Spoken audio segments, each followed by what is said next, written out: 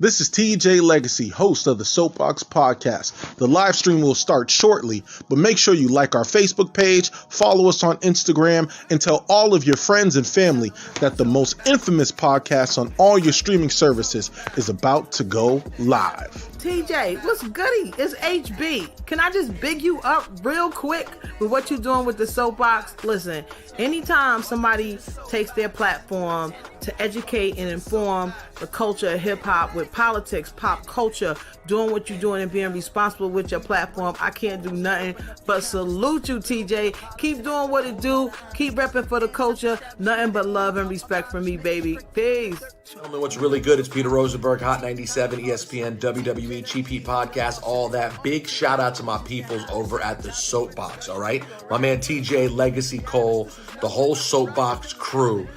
Incredible new podcast, all right? Politics, pop culture, hip hop, even wrestling on occasion. It's all there. So go subscribe and make sure you tune in to the Soapboxx. TJ, what up, man? Appreciate you.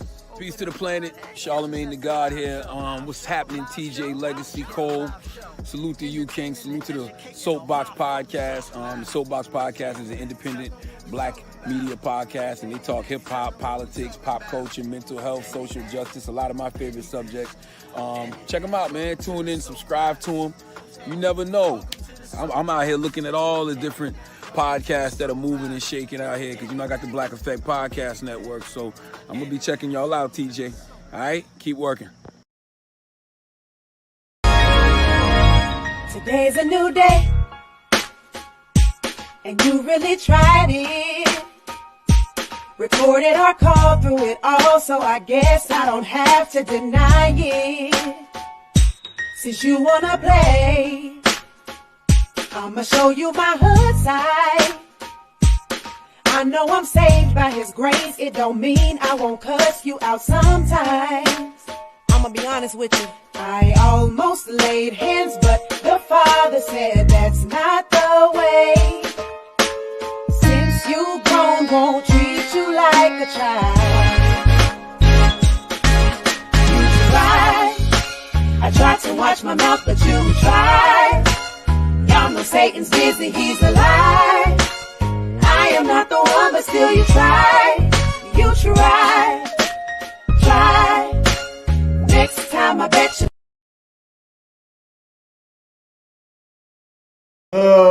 Yes. Hey, welcome to the Soapboxx Podcast. I'm your host, TJ Legacy, and I'm joined with, of course, the best co-host that any podcast could ever ask for. Let me start off with the lady all the way from Tallahassee, Florida. She is a reporter. She's a journalist. She is a motivational speaker, mom extraordinaire. This is not Giovanni, but just Giovanni. What's going on, Giovanni? How you doing? And she is tired and working. But you is smart. You is able. What's going on, y'all? Happy to be here. It is Giovanni. I have arrived. Yes, I appreciate you being here every week. Appreciate you and all the things that you do for the Soapboxx Podcast. And making his triumphant return from paternity leave. For those who listen to the Soapboxx Podcast, Jesse has been out on maternity leave. So Alan decided, let me just slip in this non-existent PO. And I'm just going to be out of here for a little bit. So making his triumphant return. And he's fresh, ladies and gentlemen. So he's on one today, all the way from NYC. My brother, what's going on? Alan York. Hey, peace, y'all. I'm glad to be back. But do not believe these lies and fallacies. Once upon a time, it was 7:59. I ran to come to the podcast. And I looked up on the podcast roster, and I was just left off. You left off the schedule? Yeah, I was left off the schedule. It was just a bunch of new Negroes. TJ just gave me my towel and said, we'll call you when you need me, when we need you. And then so listen, and I'm just here. I'm just here to serve. I'm just here to serve the people. Listen, Giovanni, you know that there's some fabrication there's some truth, but there's also some fabrication to that damn story he just told. But we are happy to have Alan back. We are 3/4 of the podcast, and soon, not yet, but sooner or later, Just Say will return, and we will be at full strength. But we are still appreciative of not only our co-hosts, but any guest co-hosts that have come on to the show. We appreciate you, and we're also appreciative of Soapboxx Nation. Make sure you follow us on Instagram and social media at Soapboxx Podcast with 2X, Soapboxx Podcast.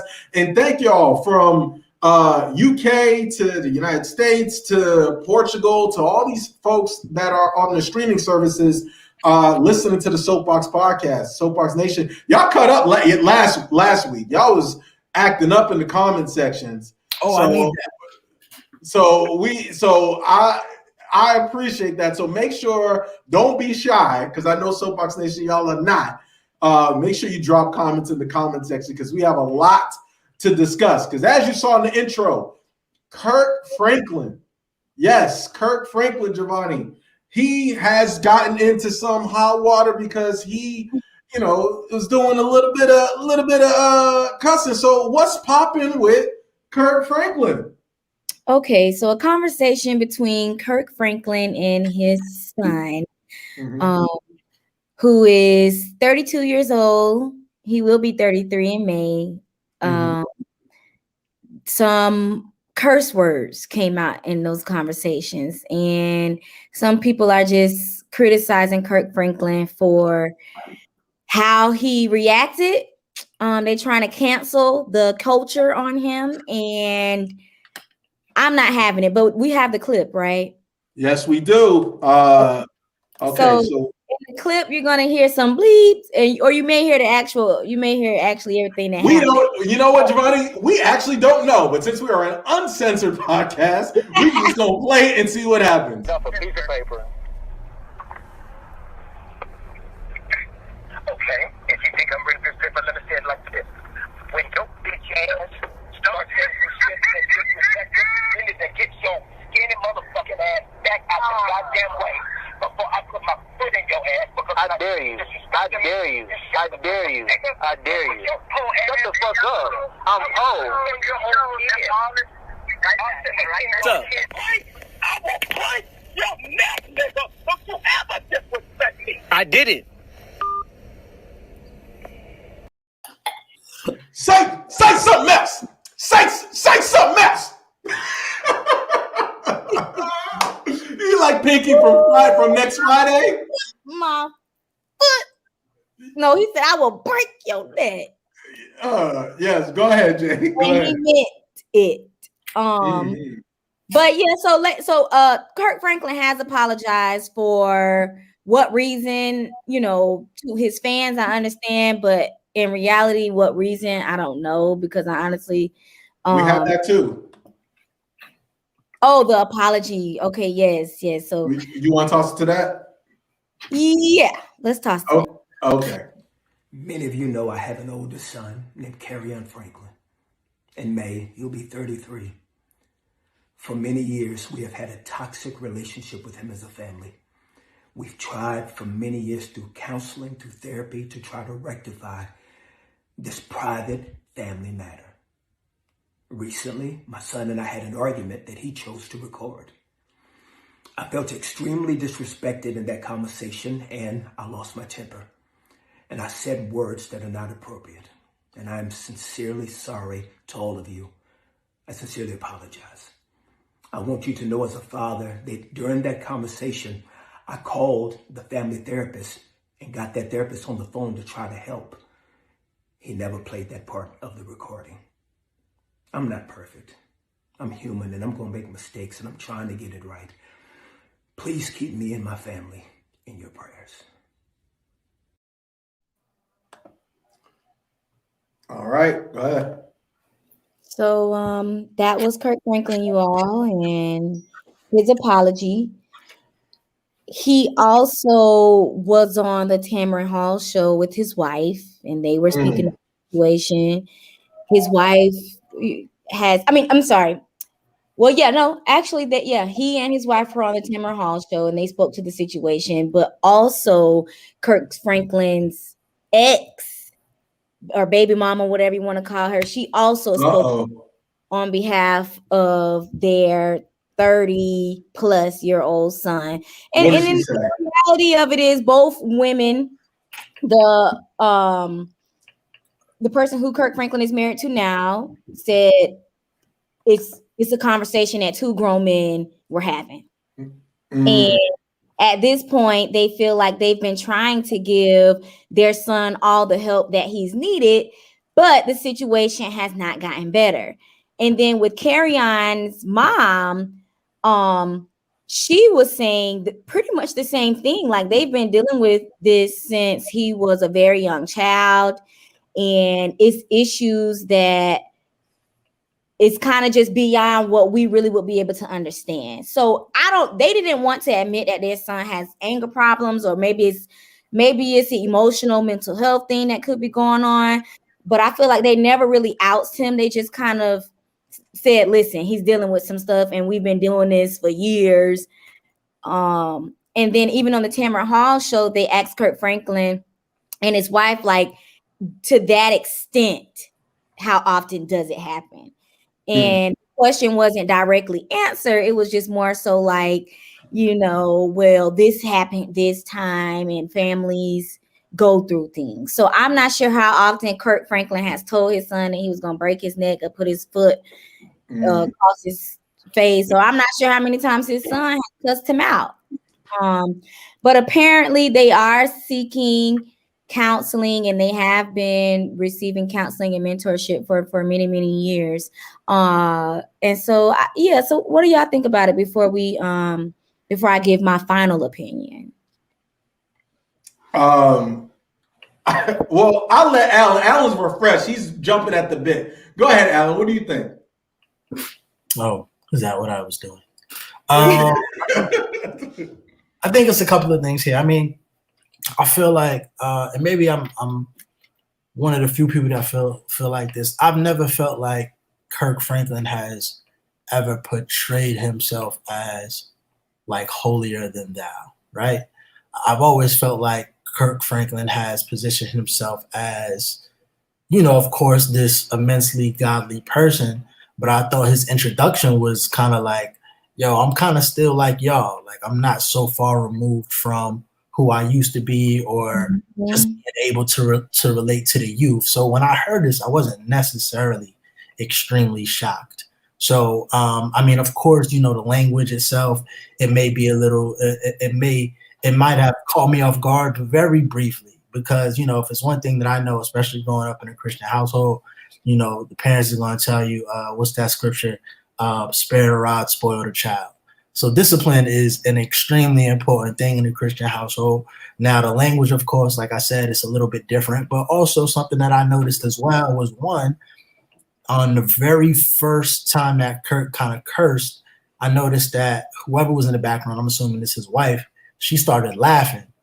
So to me, I felt like that was like that there might have been some extra context in the conversation that we weren't because that's not something that someone would laugh about if he's OD mad. I wouldn't think that the wife I was right busted out laughing, right? So, and then I felt like the clip was cut, and then also when I heard the gentleman say, shut the fuck up, like that's not what he said. That's not what he said. He said he said shut the fuck up. That's what he said. So as the son who cursed at the father, that's what the son said. As a son who cursed at the father a couple times, I know that that's not the first time that happened, right? So that being said, maybe Kirk feels like that reaction and talking to him in that language, in that manner, may be the only way to reach him. Like, sometimes you got to meet people where they are. So I don't really know the dynamics of it. I really don't think it's not a big deal. How they discipline each other and what they're working through. They said they have a therapist. That's awesome as well. So I don't really think this is none of our business. I don't think no one should. Of course, if you think Kirk Franklin is Jesus, then that's a bigger problem on you than it is on him. Like, people are gonna make mistakes. So, I'm not really concerned about this. I don't really think it's too much of a point of contention. I do hope that they get better as a family and they can kind of squash this. But at the same time, I would prefer not to leak to the media. And also, for the record, before I go, anytime someone says they're gonna stick a foot up your ass, that's never like a serious threat. It's just like if someone says I'm gonna punch you in your shit or I'm gonna shoot you, okay, then now we have something serious. If you tell me you're gonna put your physical foot up my ass, now we're just joking right now because there's no way that happens. Now we're not even in a real serious conversation. So. It's funny. Listen, I'm gonna be brief. I have heard worse in church. Okay, so I need for all these Christians to not act like what Kirk Franklin said was so horrible, and we have such this high morality. We all need to stop. We all have, cursed somebody out before. He didn't know he was being recorded, especially family, because sometimes family will try you more than strange, and they'll try you to a degree more than strangers will. And they know your triggers. So they will make sure that when they try you, look, Giovanni, take a sip. Whoever's trying Giovanni at home, look, it's true. Family will try you. And so sometimes you got to get out of character and be like, yo, I'm going to let you know and remind you that I can go there. Don't let all of this gospel single fool you if you think you're going to just disrespect me. So was it good for his brand? No. But the son releasing it only confirmed what Kirk Franklin said, is that his son is a bitch ass. And the fact that you released this to try to tarnish that's the only reason you did it. Not because you felt like you were in harm's way, because Kirk Franklin is like 5'4".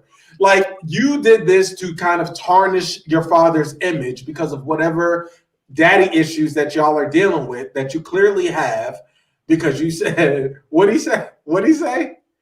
Who? He said, the son said, oh, like, you really gonna break my neck or something? Yeah, break my neck. Like that, yeah.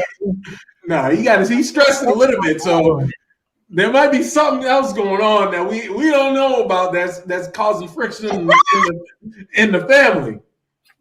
So we will see. We shall see. Yes, I agree. I do agree. I hope it's not about that. So are we keeping or canceling them? Oh, by the way, Soapboxx Nation. I didn't get my opinion on it first. Oh, I'm sorry. I didn't know. So after you heard the background and the opinions of the two males, no, I do. I feel the same way. Like, Kirk Franklin was handling that situation how he saw fit at the time, and it wasn't like he was cussing out a 5-year-old or a 10-year-old. Shoot, not even a 15-year-old. But once you kind of cross that 18-year-old mark, you liable to get cussed out like an adult. Like adults cussing each other out for years. And that's what Kirk Franklin was saying. Like, I'm not dealing with no little kid. At this point, he is just as much as a threat to my life as I am to his. Sad to say it that way, but it's two grown men. And for whatever reason, Kirk really felt like he had to defend himself. And the other thing about the apology, I feel like Kirk Franklin apologized to us. Now, I don't know what the apology was to his son, but that apology was, I'm sorry to y'all. Now, for him, I said what I said. He said,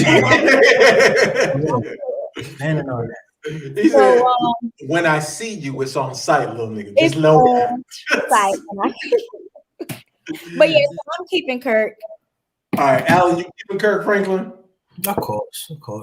All right, yeah, I am too. Listen, we also had someone in the chat, just a little known somebody, who said, apologize for what? That's our co-host, Jesse, who's on maternity leave, says, apologize for what? Just say cuss. I'm not trying to report Jesse for nothing, but I know Jesse would cuss me out.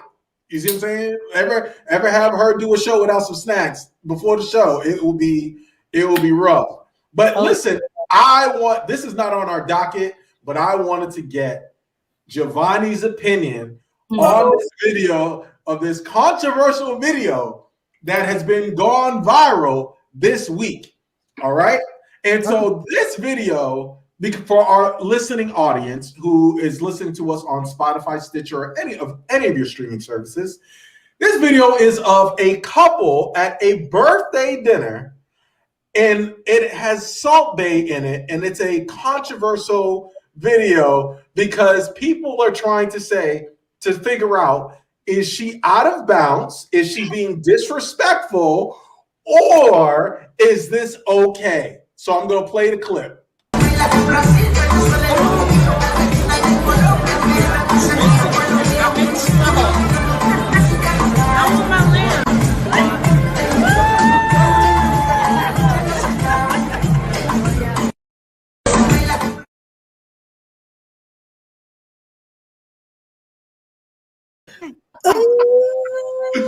Giovanni,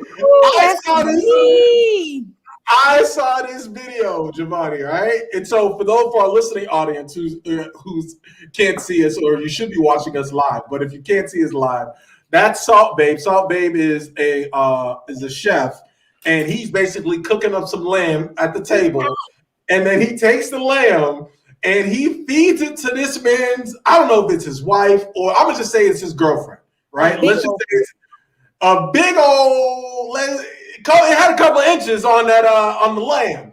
And so she said, I want my lamb.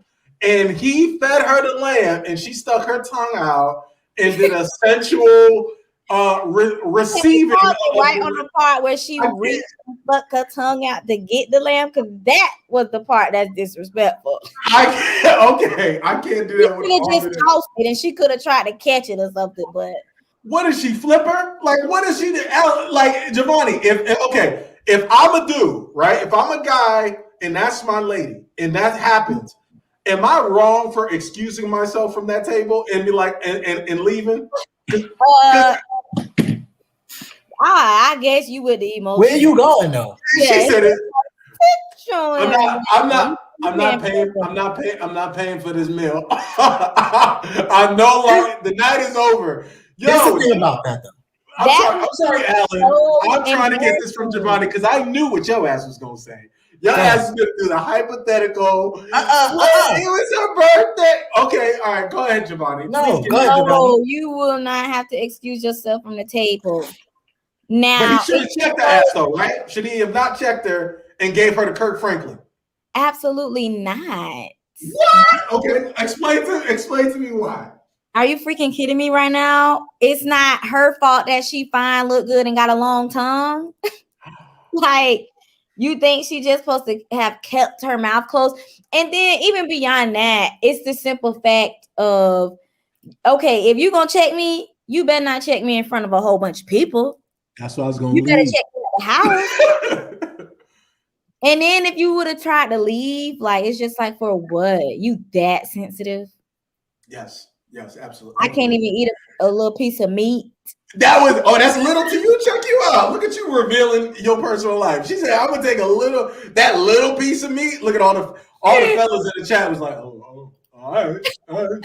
That's just a little piece of lamb, huh? Okay." Right now, I mean, and you never know. Probably could have been under the influence, drinking a little bit, feeling good, wanting to be wild, trying to get attention, and probably was a little overboard, but. She looked another man in his eyes. She made eye contact with Salt Babe and was like, she probably low-key was she over-sexualized it. She didn't just take work. She didn't take a piece of Mary had a little lamb. She over-sexualized it and let another grown man drop his meat in her mouth in front of her man. I don't know what that's about. I don't know what. Huh? Kobe's when they start throwing shrimp in your mouth at a hibachi. I've been to hibachi and I did the shot. That's different, okay? I did the shot, but I ain't never let another person put meat in my mouth. Shut up, man. How you do the shot though? How you do the shot? Shut up, man. I did the shot. He did a little, it's like a water bottle. What you did? What you did? No, I didn't. Did I look this nigga? Did I look this dude in the eye and go? And then even before say, "I want my lamb." Oh, what? Yeah. Soapboxx Nation says, he says, Kevin Jones says, whoa, buddy. He says, hey, yo, nah, man. So I want to get your perspective on it. Giovanni is obviously taking up for the ladies on this situation because the fellas were split. Alan, break the tiebreaker. Listen, all I'm saying is this. Would you let your lady do that, Alan? Would you not let? Would you be feel disrespected if that happened in your presence? First, two things, right? First off, that he's not coming around to do that to everybody who eats there. That is an experience you pay for, and you know you are getting when you go into the restaurant. This is not random. So for anyone to act surprised that happened is ridiculous. Especially the person that's with the young lady. You know that you're literally paying for that experience. What did you see the man, the way he looked at his girl with the look of disgust, and his soul was taken. He looked at her like, why am I paying? He felt like at that is the definition of being in a relationship, but also like, being alone. That's all it takes. But that's a conversation to have before you get to the restaurant. You can't look crazy when you get to the restaurant. You're not a victim. You're a volunteer. So Giovanni, I'm supposed to do. It's your birthday, right? We'll assume it's her birthday. I'm supposed to drive. We drive, and I'm supposed to be like, oh, so when we go into this restaurant, and that part comes out where you talk about the lamb. I don't want you putting that man's meat in your mouth. You tell him to put it on your plate, okay? A woman's gonna feel like what? Oh, you ain't my daddy. You ain't my father. Right. You know. You could just not order the special. Like you could get something else on the menu. He doesn't come around to everybody's table. It's never that easy. Now that's in the Bible, man. Thou shalt not put meat in another woman's. It's in Corinthians 782, chapter 3 or something like that. I don't know. I'm not a listen, that is literally the allure of the restaurant. So once you go there, you kind of already know what it is if you get in that steak. Second off, I look better than Salt Bay anyways. I'm not worried about that. All right, we have Soapboxx Nation. Thank y'all for the comments. Keep them coming. Make sure you don't let no other man put meat in your mouth. Yeah, what kind of conversation we gonna have? I want to have that conversation with you. If we gotta have that conversation, he's not doing it to me. That's not the conversation. No, I'm talking about what if we gotta have that conversation with our significant others. That talk about it afterwards. Like, oh, it was so good. Yeah. Giovanni's petty. Giovanni's petty. She's like, oh, yeah, problem with that. Giovanni probably lick her fingers in front of that nigga too. Like, we just not going to the restaurant. Like, I love a man that's cooked. Now, if the roles were reversed, Giovanni, would you have a problem with a woman? Look at that. With a woman feeding your man something in front of you? No, I would not. Shout out to the Giovannis of the world. Listen, I love food. And if you love food just as much as I do, we ain't worried about that. Feed me. I'm hungry. Put the rest of it on my plate after you get that first bite. Listen, that's all I'm worried about. But I would feel like something. You must be a little something if you letting somebody, you got a whole piece of food getting dropped in your mouth as a man. I might get up because I just might feel uncomfortable. Yeah, that's a different conversation. We're not even talking about that. Yes. I think we all in agreement. Yeah. And that's why, because you know what? I wouldn't want to take away from the experience, but I would just be like, I would excuse myself like, I'm not mad at Salt Babe. The fact that I have to call this nigga Salt Babe and I don't know his real name is bothering me just the same. All right, but I'm just, I wouldn't be cool with it. I don't know about y'all, but listen, hey, switching gears, all right, to a little bit more, not a little bit, a lot more serious topic. So this week, there was another mass shooting that took place. This time it was in Atlanta, where we had this domestic terrorist, white supremacist. I don't even know his name. I'm not even gonna reveal his name, but that's who he is. There was a mass shooting of 8 people in Atlanta, and so some are calling this racially motivated, although the suspect actually said that it wasn't racially motivated. And he targeted Asian women in the spa parlor, shot up 2 spa parlors and killed 8 people. Majority of them were Asian women. So I wanted to touch on that and really talk about in this broadcast the true face of fear, of the true face of terror, right? Because we all, when these incidents come up, right, and we talk about this country and this big melting pot of the United States of America and the land of opportunity, and we talk about, and every time we talk about discrimination and racism, and we talk about foreign terrorism, but the true face, and then we talk about oppressive policies against African Americans and police brutality. But the true face of fear of domestic terror has always been these white male mass shooters, and they are not vilified enough in the media or in general, where they are allowed to storm the Capitol. They're allowed to shoot up movie theaters. We had Dylan Roof shoot up the church in Charleston, South Carolina. Those 9 people died. So that's our place of worship. They're shooting up, whether it's Walmarts, they're shooting up all these places. And so when we talk about fear in this country, an intrinsic fear, it always seems to have a black face towards it, a negative connotation to it, right? To us as a people. But we don't take into account that, wait a minute, why is it that we're dealing with these domestic white supremacists on a large scale and we're allowing them to just continue to be domestic terrorists without any sort of real repercussions?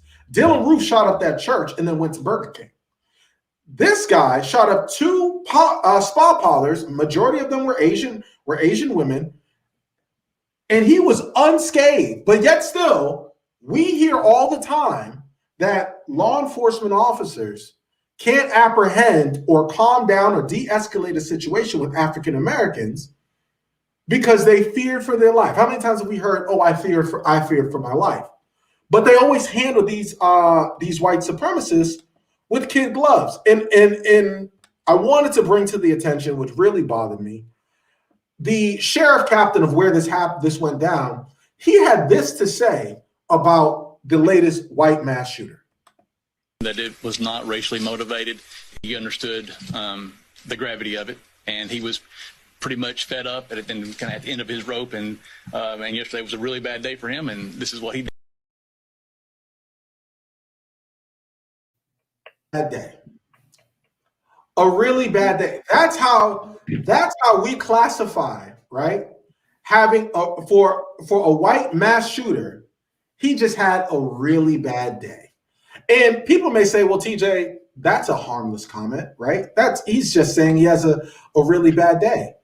But he's trying to what he's trying to do is human. That's a dog whistle to all the other suspected white supremacists that are going to be on a potential jury pool to sympathize with him, empathize, whatever, with him, right?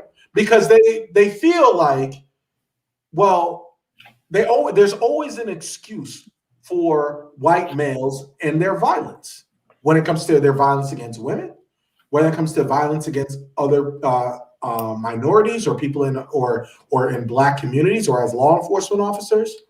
And so my question to everyone who's listening to this broadcast and who are watching us right now is, what the hell do white males in this country have to be mad about? That's a rhetorical question, because white males are not oppressed. Like, this whole country, the whole system of this country is set up for you to succeed. Like, that whole white male patriarchal thing, like, you're creating laws, you're in positions of power, you're in positions of influence, but yet still we have people like Trump who sent these dog whistles or these other white supremacist think tanks. All you have is a bunch of white males who feel like because the country is the demographics of the country are changing, that somehow they're losing power. They're losing power because because there's interracial dating. They're losing power because white women are having too many abortions. They're losing power because of the Me Too movement. They're losing power. And so when they exhibit their violence or their power and control over this country, why aren't we taking a bigger step to rectify this situation as a government, as lawmakers? Because they are continuously and habitually causing these mass shootings, but yet still in the media, other groups, whether it's Muslims, whether it's LGBTQ, whether it's Black folks, we are the ones that are categorized as the domestic terrorists, the Black Lives Matters, all these other groups. We are the ones that are being classified as domestic terrorists. But America has always known who the face of terror is in this country.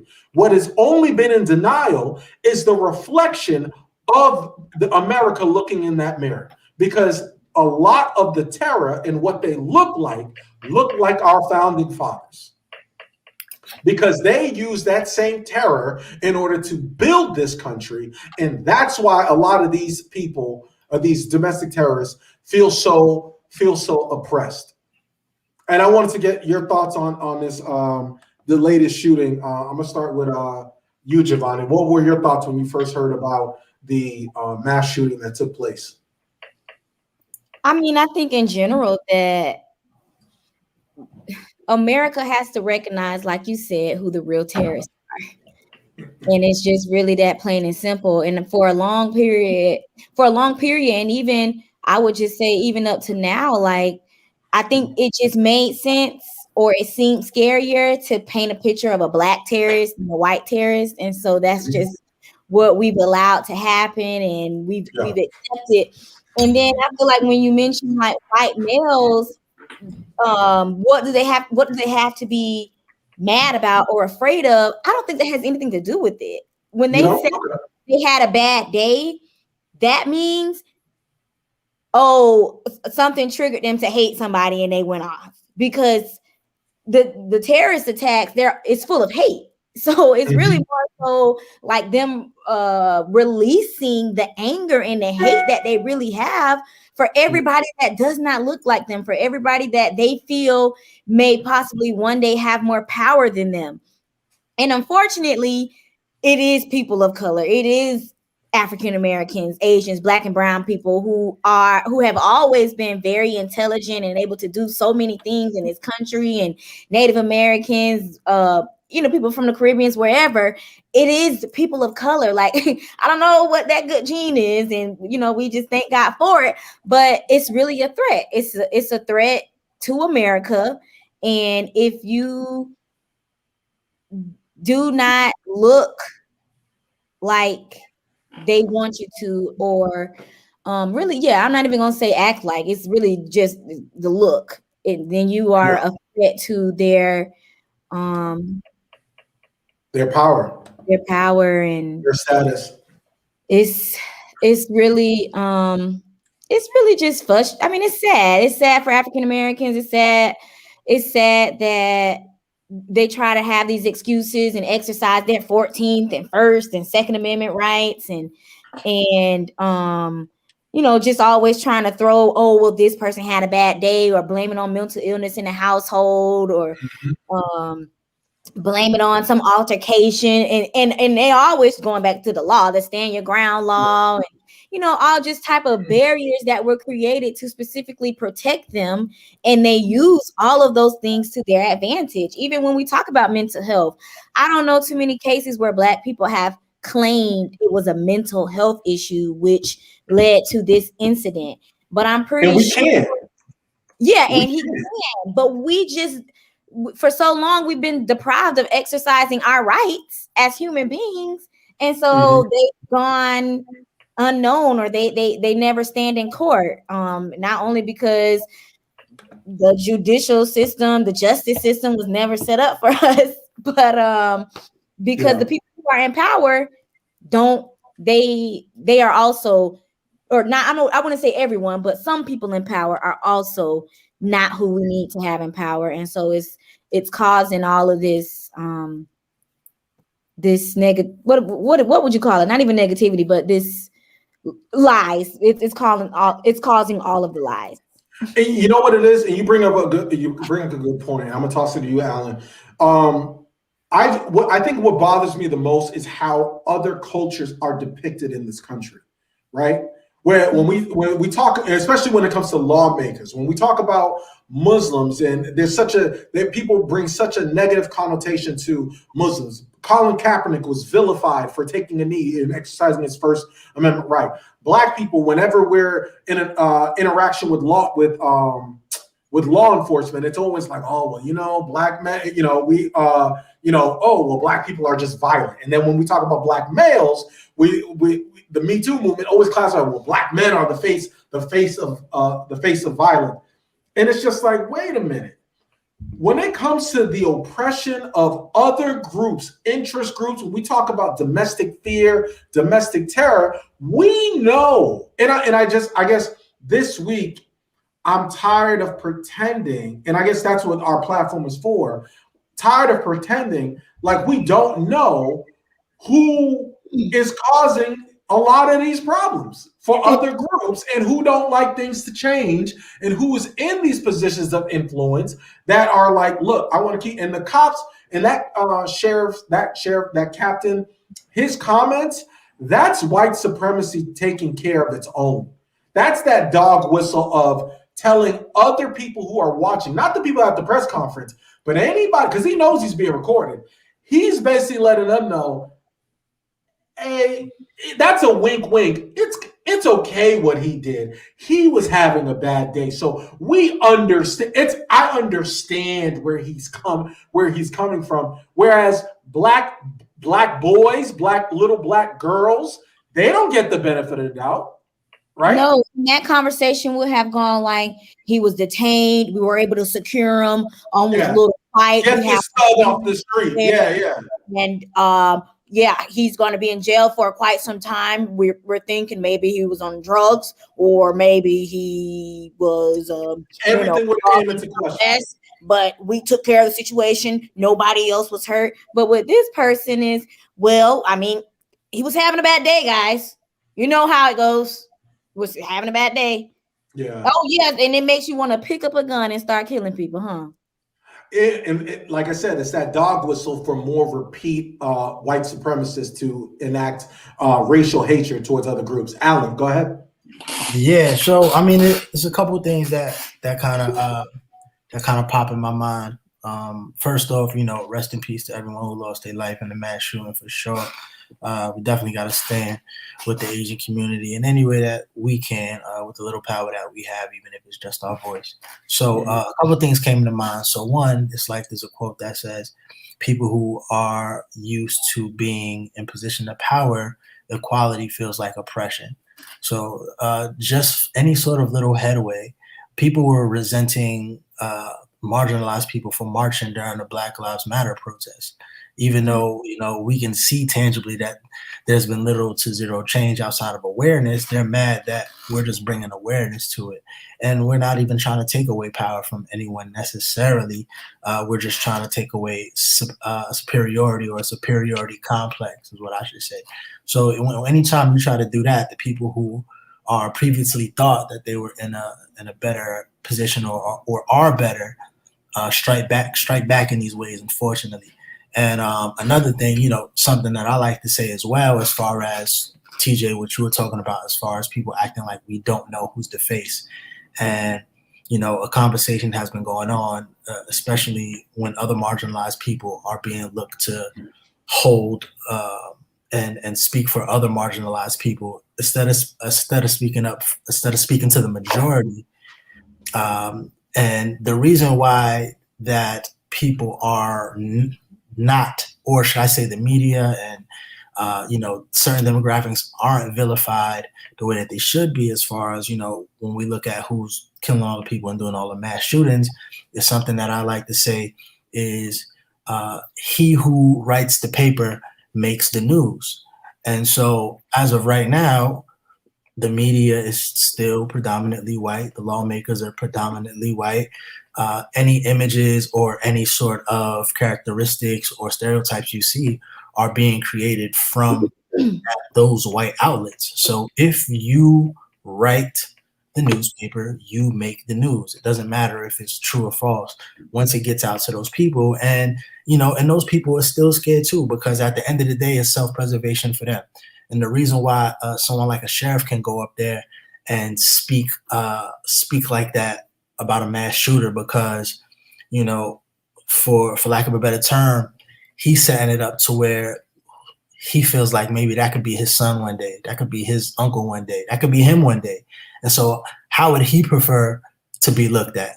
And then so it's just something that where he's, like you said, it's a dog whistle, but at the same time, he's just offering to someone what all marginalized people are being asked to be given. Like, for whatever reason, he's given someone grace. And the reason why we are outraged that he's given someone else grace is not necessarily because anything else besides the fact that we are not extended that same grace. I think it would be more or less of an issue if we knew that it would be consistent across the board. Even if you're going to say some dumb shit like that, for him, extend that to everybody. If you want to be naive, let's be naive when everybody does these things, instead of just someone who looks like someone who could be a part of your family, because that's really what it is. Self-preservation, race preservation. They want to make sure that they're never stigmatized the way that they've stigmatized us. That's a great point, Alan. Yeah, that is a great point, man. And we have Soapboxx Nation that said newspaper kind of antiquated now, internet age now, more authors of news, accurate, not so much. So we have Soapboxx Nation. Make sure, Soapboxx Nation, that we want to hear your thoughts about the latest mass shooting. You did bring up a point that I wanted to piggyback and segue on, is the fact that he said that he could possibly be his son, right? Sure. And I think a lot of these law enforcement officers, when they see these, when I say law enforcement officers or these white supremacists, these MAGA supporters, they empathize with, that's the word I've been trying to say the damn show, because they're humanizing these shooters. They relate to them, right? They're like, well, because what we're really not saying, what other people aren't saying, is it's because I've felt that way. That's what he's really saying. I myself have felt like, you know what? These people are a problem, right? Whatever hatred I have inside of my heart, I feel like, well, you know what, someday, what would happen if I just got in my car and just shot someone? What would happen and just shot one of these people because I dislike them? Or what would happen if we talk about Ahmaud Arbery? You know what would happen? What if we got into our pickup truck and followed one of these black males and we just shot one of them and killed one of them? What? George Zimmerman, right? It's because what we take into account is some of these people fantasize about harming black folks particularly, but other non-black people, right? And that's the truth. Yep. And so this podcast, right, and the people that in our code, we are going to continue to speak truth, because you know what? And I'm gonna venture off because this just dropped into my spirit, right? I've listened to some other podcasts, and I've seen some other people who either have podcasts or whatever. This podcast is not affiliated with any political party. Anybody can get it. Okay, I'm not here. This microphone is not. We're not pro Democratic Party. We just gonna spew everything that these Democratic shills on these news outlets say, and we're not gonna just. No, or we're not going to cater and soft and and put sugar in our words and sweeten our words for any Republicans, anybody watching. Nah, the soapbox is different. And I hate the fact that people, when they have this microphone, is a responsibility, regardless if you have one listener, 4, 5, 100,000, you owe it to the people. And we talked about this, to be a truth teller, right? And sometimes, often too many times, we got people that are on these microphones that are just going to continue to regurgitate the same bullshit that they hear on the mainstream news and not say what's really the hell's going on, right? And so I want everybody to know we appreciate you listening and we want you to follow us on Soapboxx Podcast. But if you're ever expecting us to just toe the line for any political party or any sort of like group think, that's why we have multiple co-hosts. This could have just been the TJ show, but I don't want to be in the echo chamber. And that's why we have recurring guest hosts, and that's why we have different people, because I want to make sure that you're hearing different perspectives from other folks. Like, we're not just on here to just tell you everything that you want to hear. We're here to make you think. And with that being said, I want to transition into what we saw, which is the Stop Asian Hate campaign. Now, we're revisiting this because last time we talked about a few episodes ago, we talked about the Stop Asian Hate campaign, and it kind of ramped up after the latest mass shooting because he did target mostly Asian women, right? Mm-hmm. And so what I noticed on the Stop Asian campaign is that they said, look, Asian people are facing racism. A lot of people spoke out about it, celebrities and different things like that. And they said that we need to do something about it and all, and do something about it and all these other different things. And Asian people are being discriminated against, and people of color. All I kept hearing was people of color, people of color, people of color. I don't know about y'all, but I said it before. I get that we're seeing that this was a mass shooting for Asian, but every fight is not the fight of African Americans. And I know that may be unpopular to say, and I'm sorry what the Asian community is going through when it comes to these situations or these latest incidents. I absolutely understand, because Black Americans have been going through this for a very long time, right? And so I'm not mad at the Asian hate hashtag or any of the supporters, because I think it is a great cause. What I disagree with is the fact that, wait a minute, that now all of a sudden we're talking about legislation, right? People are talking about legislation to protecting Asian Americans. They're talking about legislation. Now it's like, oh, we need to really act because these people are being targeted. And so now, since they're being targeted, we need to act swiftly to make sure that there's justice and that there's protection. And I'm like, excuse the fuck out of me. I'm sorry. Have Black folks not been asking for this shit for so long? Why is it that when other groups see racism in this country is okay as long as it's directed towards Black folks? Because then all the other groups, and let's talk truth, that are quote unquote our allies, all the other groups, when it's done to majority of Black folks, they do this. All right, okay.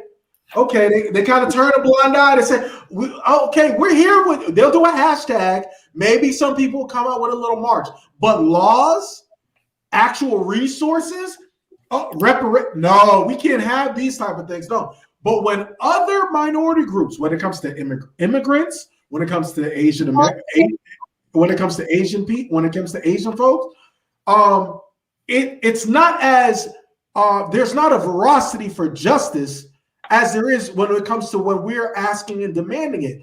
And my second point is that I have a problem with is because I'm hearing all of these Asian public figures that are coming out and they're saying, well, Jeremy Lin and some of these Asian actors and actresses and stuff, they're coming out saying this hate's got to stop. We've been facing stuff.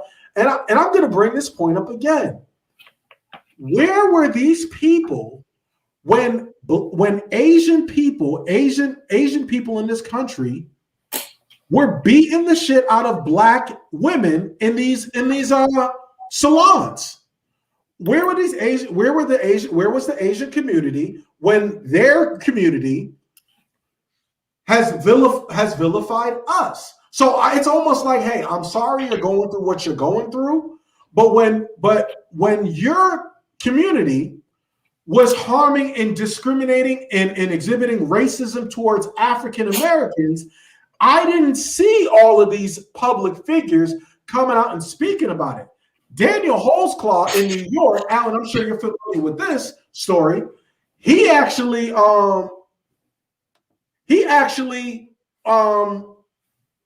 was accused of rape of over 100 Black women, or sexual assault, rather. And we had the Asian community come out behind him.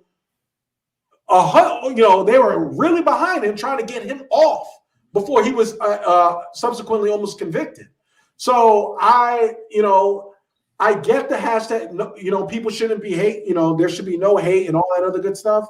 But I don't know, man. I feel some type of way when people kind of they pick and choose when it comes to their advocacy of a certain issue. They pick and choose. Hey, I'm not going to speak on when my community is actually out here discriminating and hating against those Black folks too. That's my problem. Am I wrong or am I right? Yeah, I mean, I could definitely understand where you're coming from in that aspect. It's a couple of things. I mean, I think historically, the Asian community, for the most part, have been very diligent in that they have come here essentially just as a business decision, right?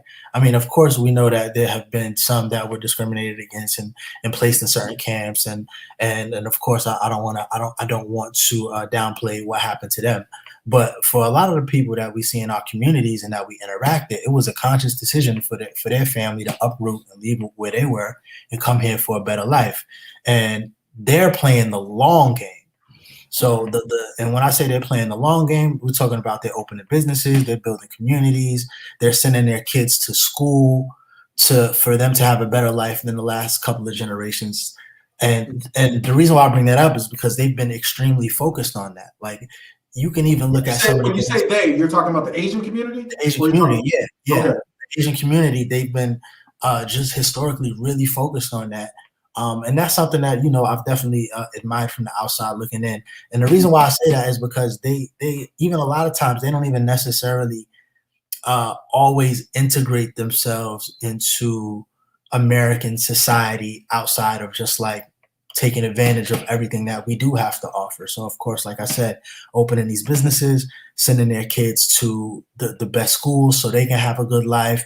Like, and you can always see, like, just historically, a lot of the Asian voter turnout is even low. They really hardly even give a fuck about any of this, really. Like, they're on their own type of time. So, and the reason why I bring that up is because I can kind of understand where the tunnel vision comes from. Yeah, they didn't really come here to better America. They already know what they want from America. They're milking to get it, so they're not necessarily going out always fighting for the other. But who are they milking though? Now, but listen though, right? And I'm gonna get there. So they're doing that on a tunnel vision, and they've always done that. Like I said, I've respected that because they made a conscious decision to come here and do that.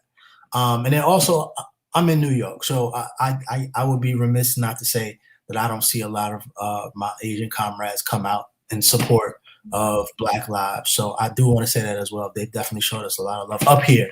I can't speak about the rest of the country. But now, that being said, to your point, anytime someone's being marginalized, people immediately look at Black people.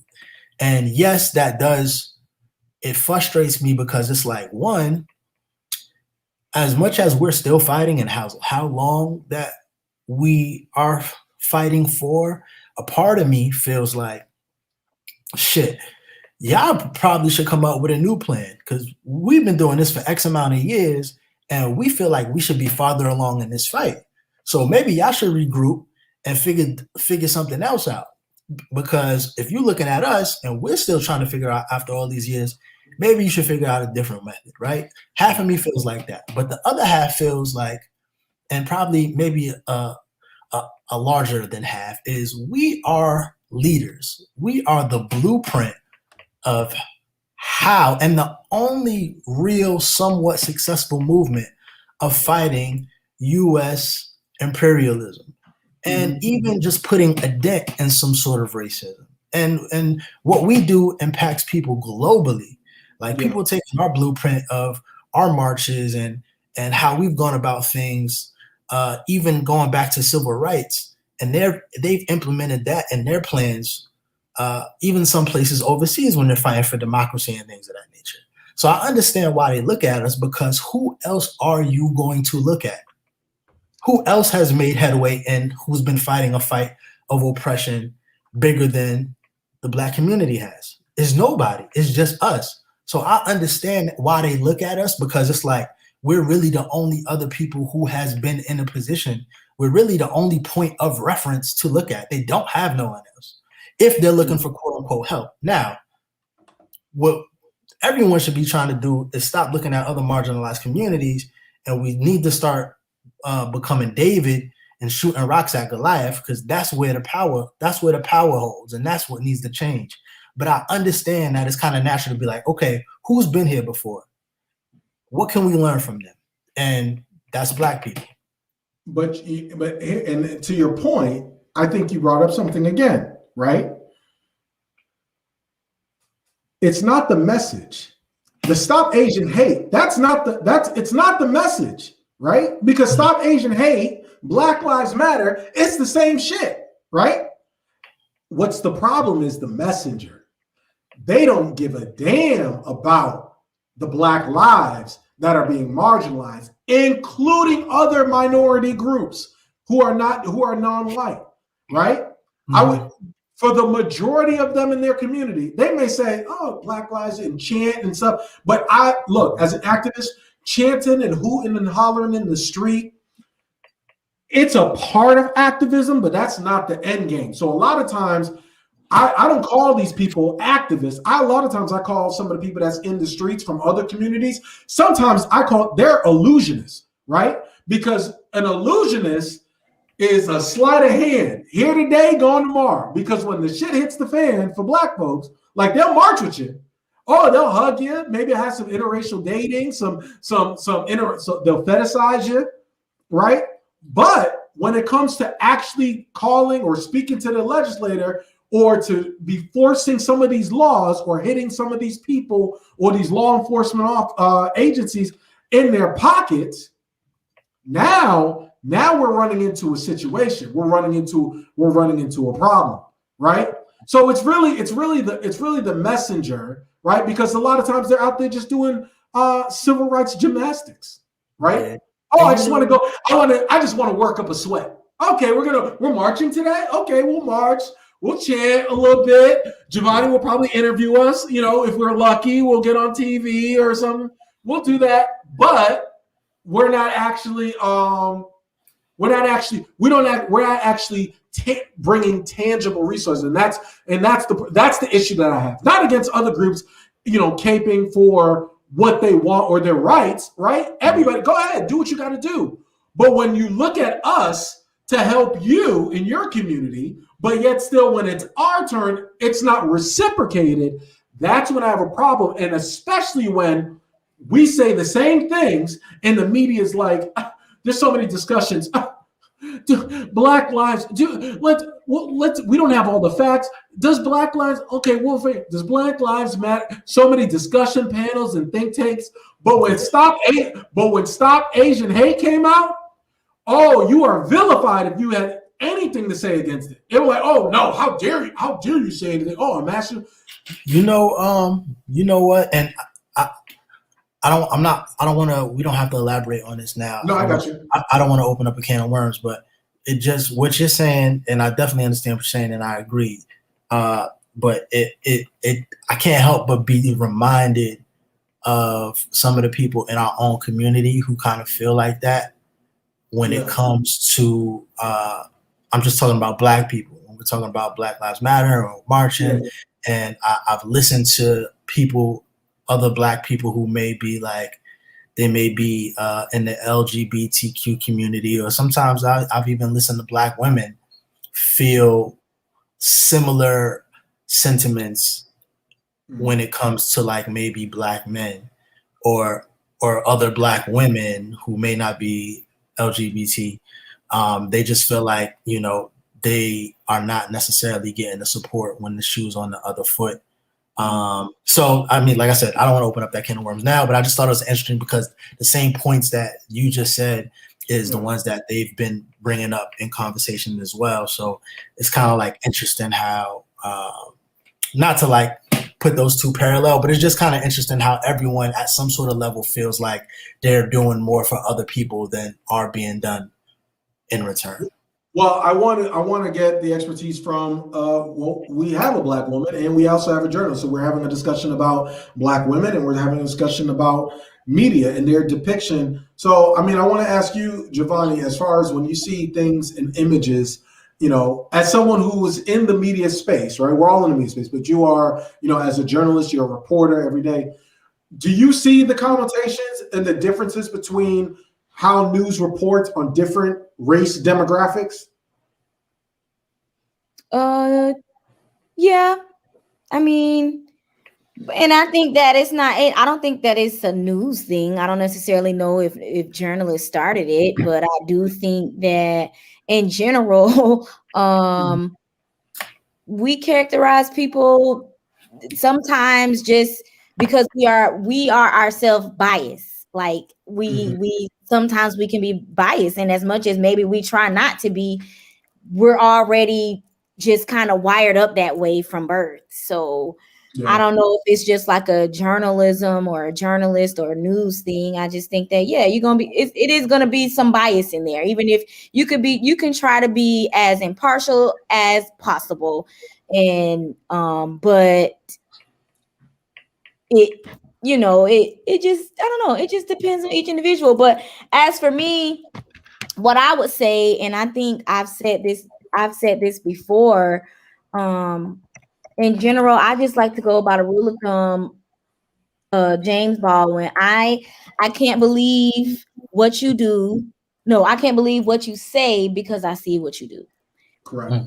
And no matter what people may say that they're doing for Black Lives Matter, or what people may say about Black people having or advancing since the civil rights movement and laws or things being created on our behalf, it's just like I don't hear none of that, because that's not what we see is happening, and that's not what we are experiencing as a culture, as a race, as people, as human beings. We are still being mistreated. We are still considered, we still have to work 10 times harder to be recognized and to be seen and be appreciated.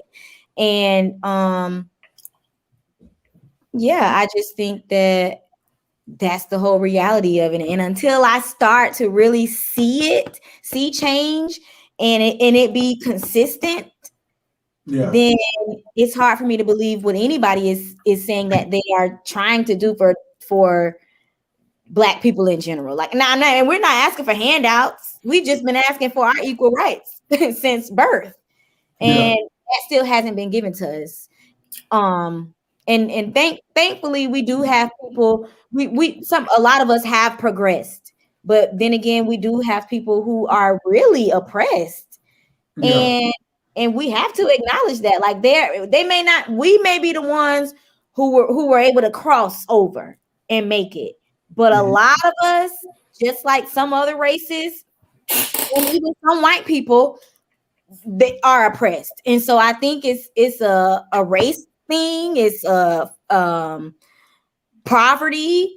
It's so many different factors that play into this whole role, and we just have to be able to say, like, it exists. And America is not perfect. We, like some of these other countries, we might not have people locked up in cages, but the oppression is still real in America. Definitely. Quick question. Go ahead. Quick question. How long do y'all think this goes on before we start to see some sort of international action happen between the Asian countries and the U.S. Because I don't think we're that far behind. I don't think it's even going to get that far. I think the Asian community is going to get legislation by the summer, specifically protections, and that's going to cause major controversy because we're going to be like, whoa. When did y'all skip we already know that the LGBTQ community has taken our blueprint. We already know we've seen other groups, immigrants and some, we've seen them take the blueprint from African Americans. We've seen now we're seeing Asian Americans who are jumping. And I will bring this for the Asian women who are public figures, for y'all to be like Asian women, like this comparative racism stuff really kind of, I don't know, man. It doesn't sit well with me. When I hear Asian women talking about the racial discrimination and stuff that they're facing, but yet still you were silent with Black women and what they're going through. When I hear that, I'm like, okay. Maybe now deciding, like Alan said, they're inspired. But here's the thing. You shouldn't have to care about injustice until it's on your doorstep, right? So now racism is a problem because it knocked on your door, right? But when other groups are faced with it, specifically Black folks, now it's like, well, what did they do? Did they provoke them? I don't know. Because all these people who are allies of Black folks and our oppression and fighting for our injustice, they're rarely on these jury pools. And I know you wanted to talk about before Officer Derek Chauvin case and mention about the jury pool because we have that case that's coming up. So you wanted to mention that briefly, Jay. Yeah, I just wanted to mention it just to put everybody on awareness that the jury pool for Derek Chauvin. Chauvin is his last name. Okay. Chauvin, yeah, that's his last name. Is in the process, and it's kind of like a back and forth situation where they're having to re-interview some of the jurors because they found out that they knew about the settlement between George Floyd's family, which was I think $27 million. And they don't want that to be a conflict of interest in the case. So I believe today, and today is Thursday, March 18th. I believe as of today, there may be 12. The 12th juror has been picked. We got to be ready for that okie doke. You saw the barbed wire and all that stuff that they put up there? Yeah, it's going to be a very interesting case. One of those jurors was like, I saw one of the profiles for the jurors where they were like, I think he said either he was Hispanic and he was like, he watches true crime. He was like, he watches true crime and cop shows. And I'm like, how the hell did this guy? I'm like, okay. And then we also got to watch the same thing with the Breonna Taylor situation. Whenever these families get these big settlements, it's almost like, all right, it's almost an unspoken wink, wink. The family's good. So we don't really have to punish these officers. So yes, you're right. It's something that we need to look out for and watch moving forward. All right. But thank you for bringing that up, Jay. I appreciate that. Switching gears. Celebrity selfie. Alan, take it away. Entertainment news, everybody, as we switch gears. Take it away, Alan. Man, oh man, since the last time I was here, so much has happened. We're going to start with some sporting news. We have LeBron James made history today. LeBron James, pardon me, he made history this week. LeBron James actually became a part owner of the Boston Red Sox because him and his partner, Rich Paul, have integrated with Fenway Sports Group. Now, LeBron, who has previously caught heat because he announced himself as a Yankees fan, and also rooted for the Cleveland Indians, of course, when he was in Cleveland, and also was rooting for the Dodgers when, of course, he came to LA, has made a long-term play to become one of the only minority owners in baseball.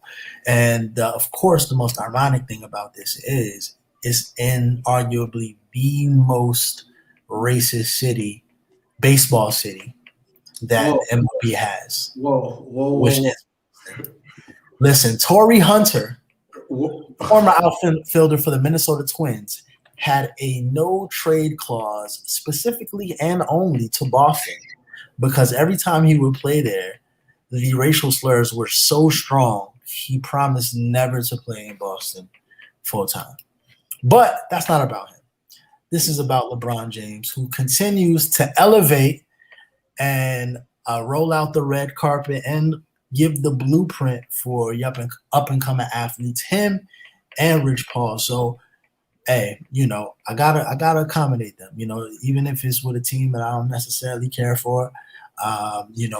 Ownership is ownership, and so shout out to LeBron, shout out to Rich Paul, and that's extremely, extremely inspiring. So you got LeBron, minority ownership for the Red Sox. You got Magic Johnson, minority ownership with the LA Dodgers. So a couple things to look out for.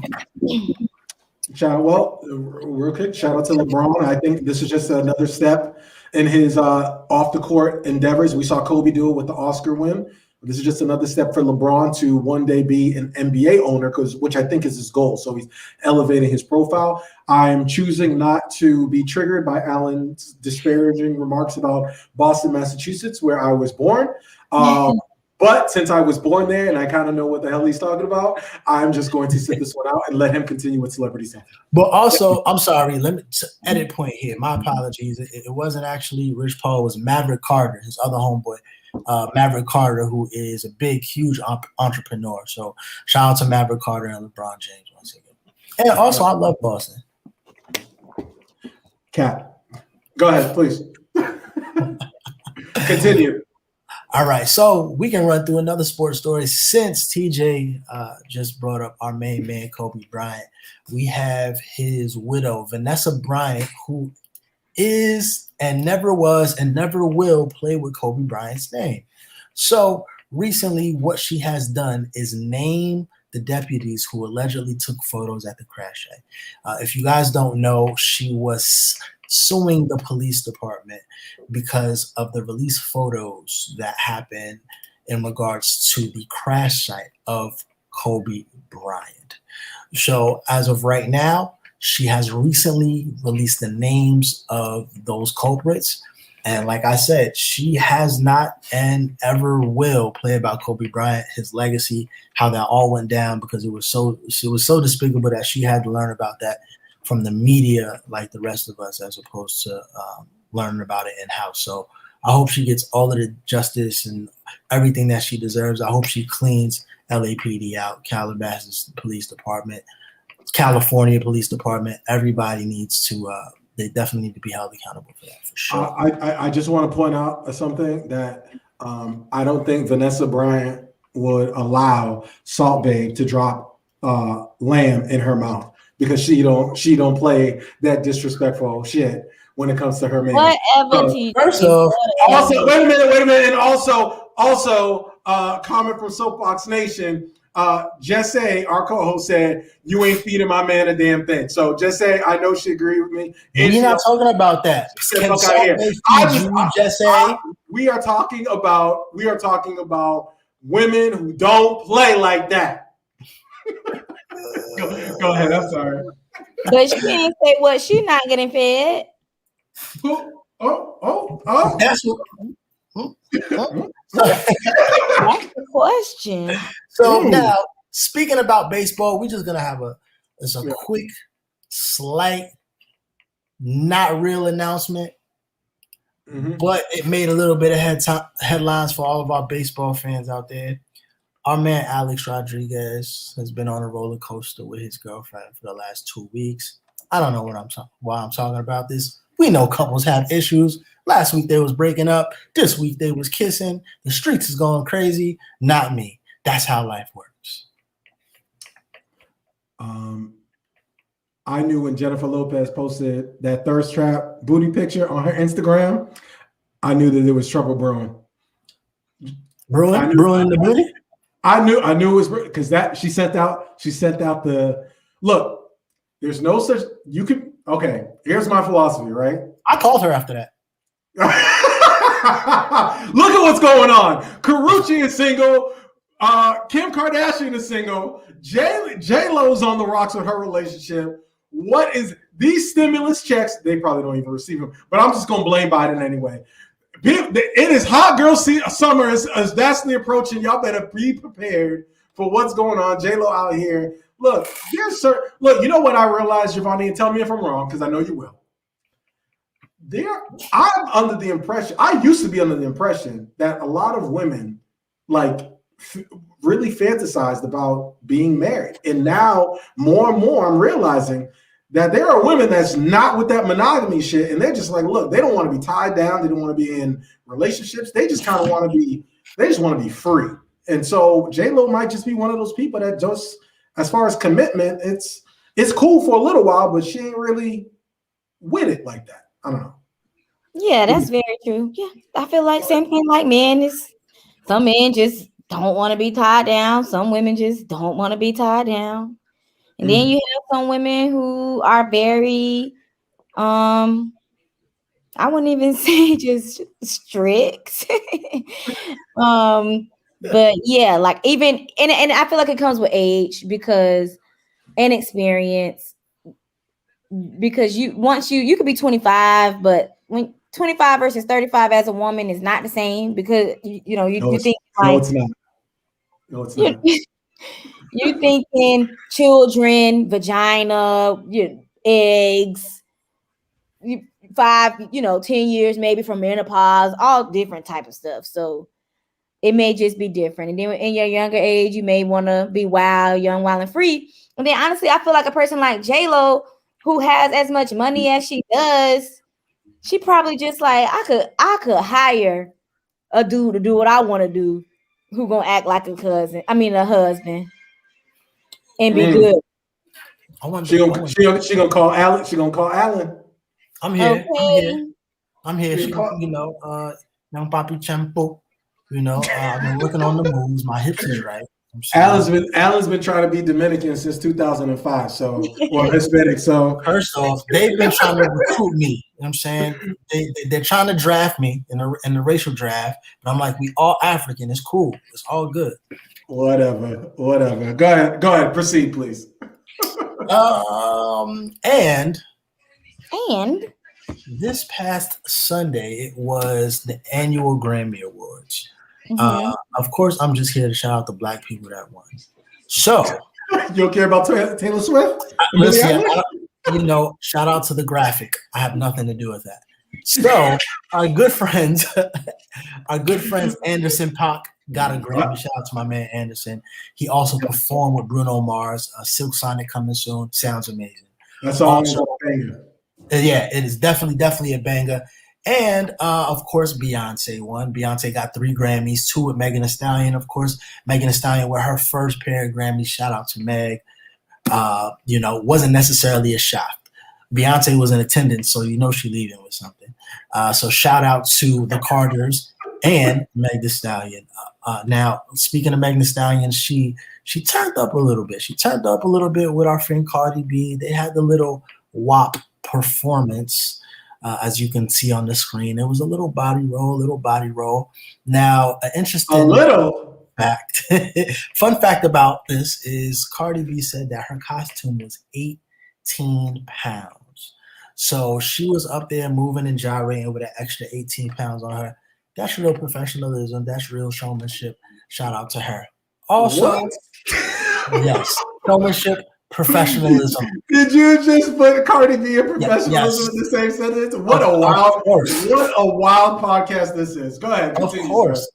And I do want to give a special shout out also to her, H.E.R., who won a Grammy. And additionally, my man, K Tronada, who was the first Black person to win a Grammy for a dance/techno album, which is crazy considering that Black people invented dance and techno. So shout out to K Tronada bringing it home. Now, I believe we have a clip here. Some of our favorites, maybe mine more than anyone else's. Tiffany Haddish actually won a Grammy for the comedy album. And she kind of heard about her winning in a very, very interesting way that turned into a good feel-good moment with some children. TJ, we got that clip? We do. And I apologize for anybody. My internet's trying to act in. Giovanni, I did get your message, though. And yes, we can. And because my internet is acting funny. I'm just happy with being nominated personally. I've been nominated a couple times. You say what? You've been nominated a couple times. Yeah, I've been nominated a couple of times for some things. But I just won a Grammy. I just what?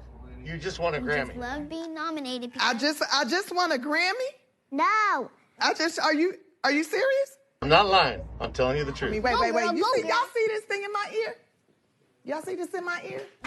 Tell them all you just won a Grammy. Congratulations. You just won the best comedy album. Y'all serious? I'm serious. There's no lie. This is for real. I really won? Woo.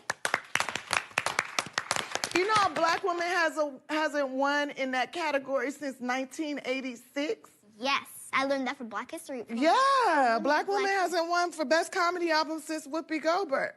Can I tell you why I'm crying? Why? It's a lot of bumpy roads that you cross, right? And it's a lot of times you feel like, well, am I doing the right thing? Is this good enough? Am I good enough? Am I strong enough to do this job? And then you just have to believe in yourself as much as you can. And against all odds, you just say, you know what? I'm going to just put my best foot forward and I'm going to give the world the best that I got, right? Mm-hmm. All right. I don't know. The clip played. Did it play? Okay, good. Because I was not aware or my computer's doing a weird something right now. So unmute Giovanni. Giovanni, unmute yourself because now my computer. Congratulations. There we go. Okay. Good. Haddish, yes. Go ahead, girl. Yes. Fix your credit. Get your head in. Go ahead, girl. Go get the degree, go, girl. Yeah. That you didn't know you had it. That was Tiffany, honey. Yes. Congratulations. Word.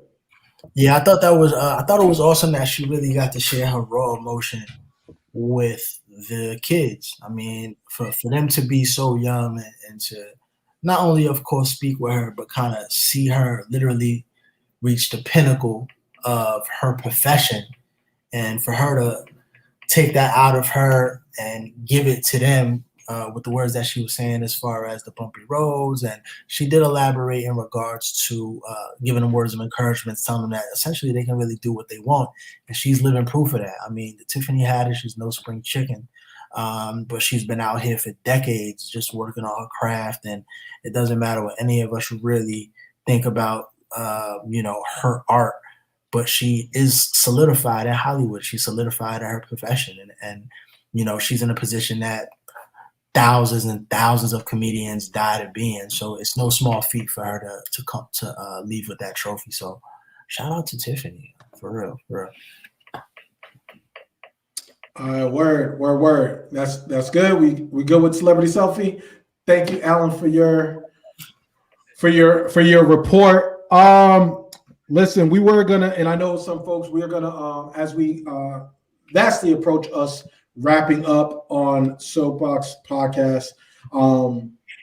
I know we wanted to touch on briefly. I know we got Sharon Osbourne, whether or not we're going to keep it canceled. I know we advised that, but I'm just going to let's just do it real quick. Are we keeping it canceled, Sharon Osbourne, for her racist comments? We don't even have to play around with this. Are we keeping her canceled, Giovanni?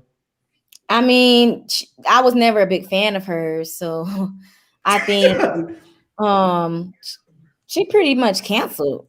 Yeah, we can cancel that. I'm good with that. Kind of canceled herself too, because I think in one interview she's like, I don't know what this is, how long I'm gonna be able to last on the show, I don't know. She kind of canceled herself, so Yeah, shout out to all the people who listen to us in the UK.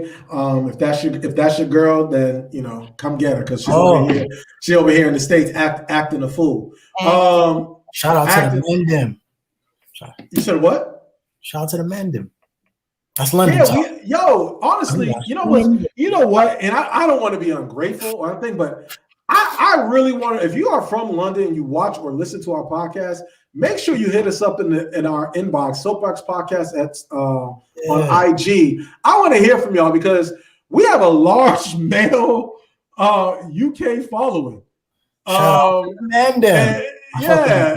So I'm trying to understand. I don't want to be that damaged person. It's like, why did you choose us? We appreciate you choosing us. I just want to know what we're doing that's so damn appealing that you guys.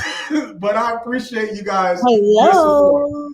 Oh yes. It's the show. It's Giovanni. It's all that good stuff. Oh yeah. Mm-hmm. That's probably stupid of me. It's like, it's Giovanni, Jess. We got Morgan that comes in occasionally. We have women who are women that are beautiful and talented. Now don't take them to a hibachi because we don't know what's gonna happen at that hibachi. So you're gonna have to press your luck on what's gonna happen. But listen, the last thing I want to do as we wrap up, y'all, we're gonna wrap this up because I think for the most part people understand. I wanted to leave with a feel good moment. I'm not sure if the video is gonna play on my end, but I know other people are gonna play. But here at the Soapboxx Podcast, we definitely support HBCUs, right? Like that's not like conjecture. That's nothing like we support HBCUs because we got products of HBCUs here on the podcast. Both myself and Giovanni are graduates from HBCU. And I know Alan got affinity for HBCUs, Black education, and all that other good stuff as well, right? Shout out to Florida A&M University. So, but I saw this video that also went viral this week, and I wanted to shout it out because it was basically a feel-good moment. And it's a video of Black graduate student interacting with the with an HBCU university president at Virginia State.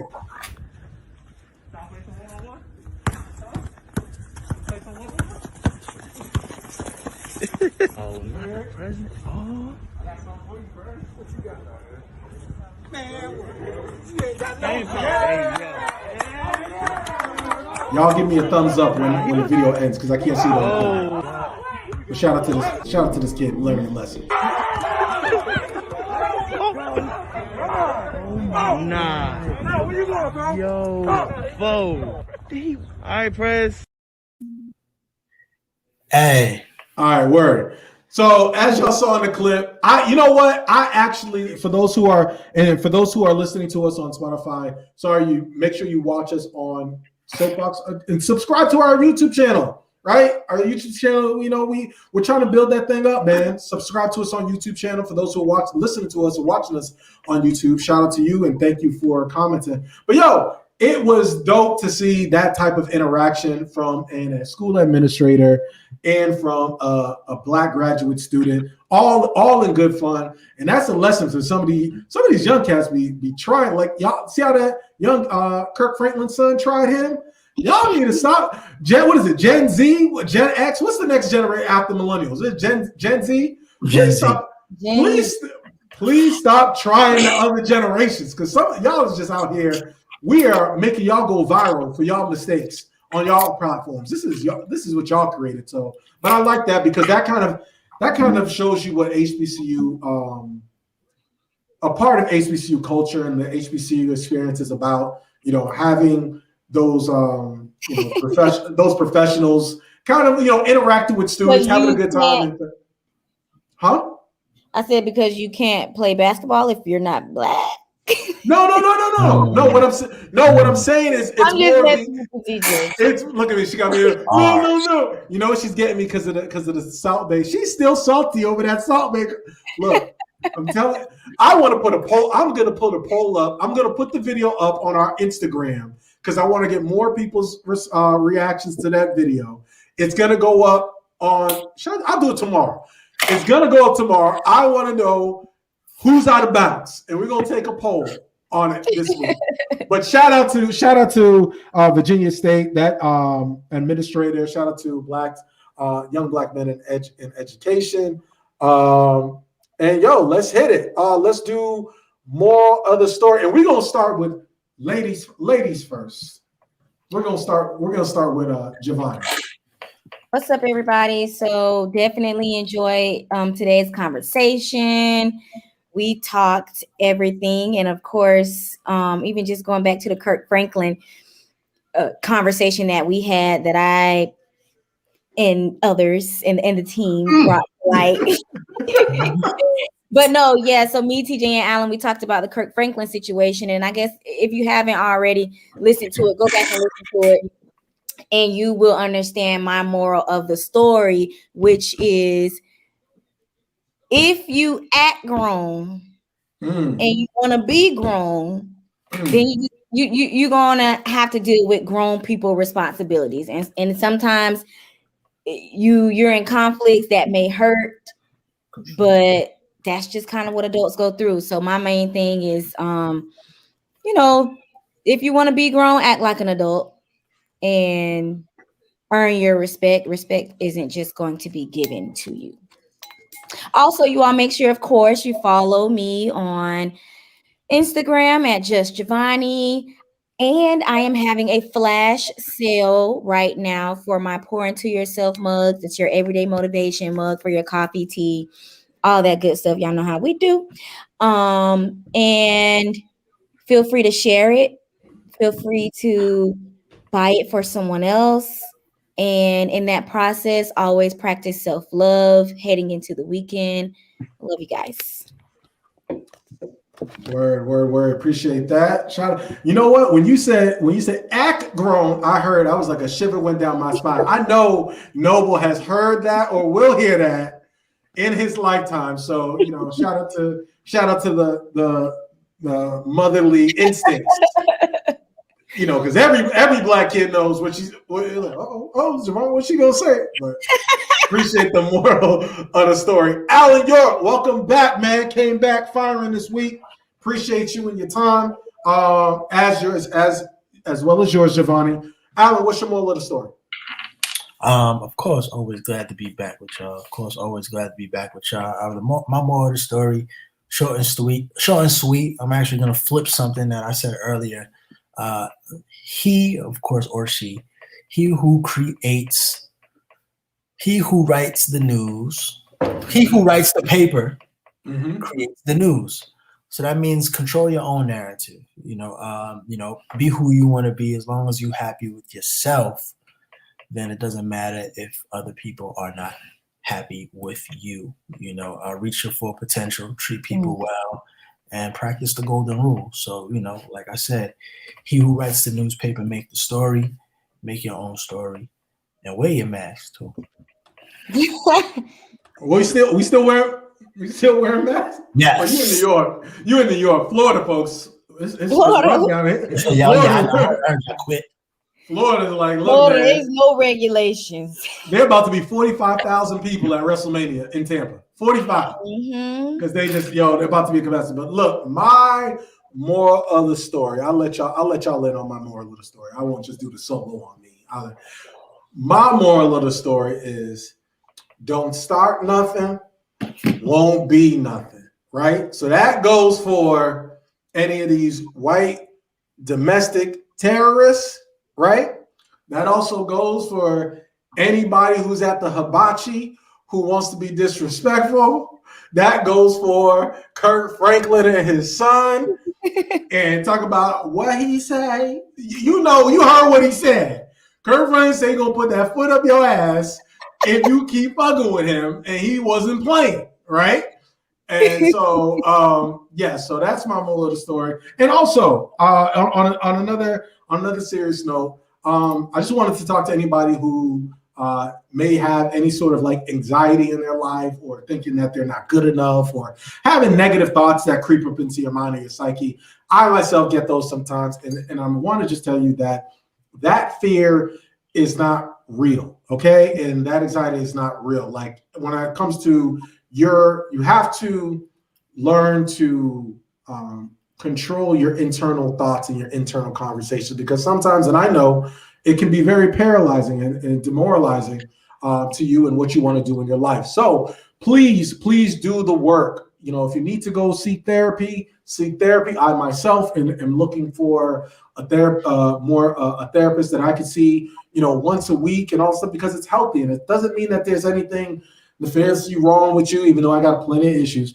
But it just means that you are doing the work to become the best version of yourself. And so people, we need to break the stigma on mental health and your wellness. So make sure that you continue to be the best version of yourself. And it's a journey, man. It's an everyday process. So just take care of yourself. That goes along the lines of, you know, the self-love and pouring into yourself, like Giovanni, not Giovanni, just Giovanni has stated. So with that being said, right, for Alan, for Giovanni, for Jesse, this is the Soapboxx Podcast. We are the Soapboxx Podcast. We appreciate each and every one of you listening to us, by the way.